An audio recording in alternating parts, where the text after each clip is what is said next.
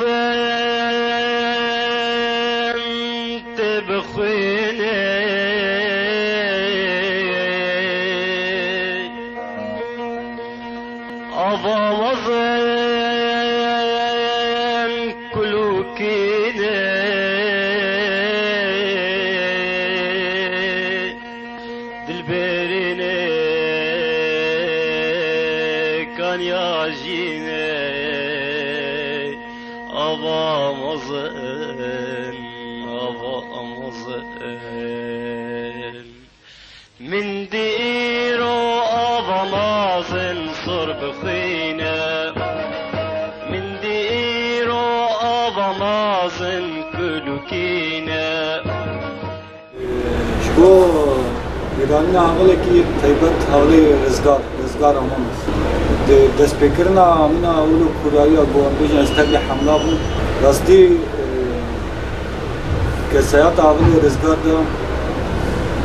yani megelek vak mamustaki. Yani ser tabir silah-ı giran, ferkirna min silah-ı giran da ferkirna min revazı bu kuat çağır meşe çağımı şerdike, çi iradımı şerdike. Hava rızgar yani havatiya ya xurt vak rahaki mecbuyna her tiştek bu hatta ne goj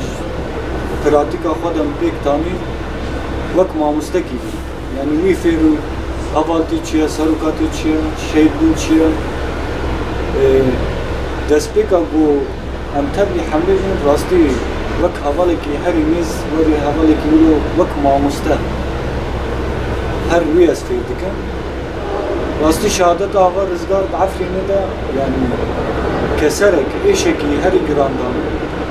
acı bu sebaba goşku havali disa dubayı kırna soza tolhaddan avi bakırın şber ava rızgar parçak yani parçak üstünü mecik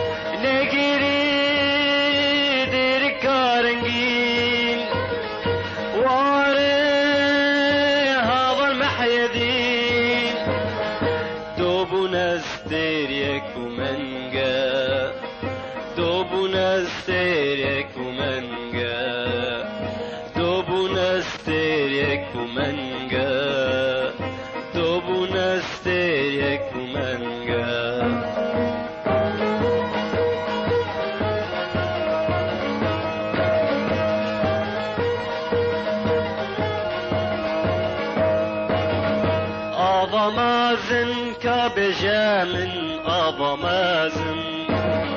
Ne peşte bu şeru cenge ağlamazın آوا مازن كابجا من آوا مازن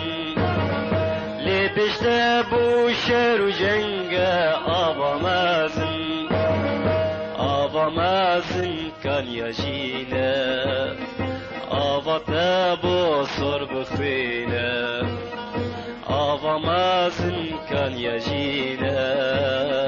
آوا تابو صر بخينا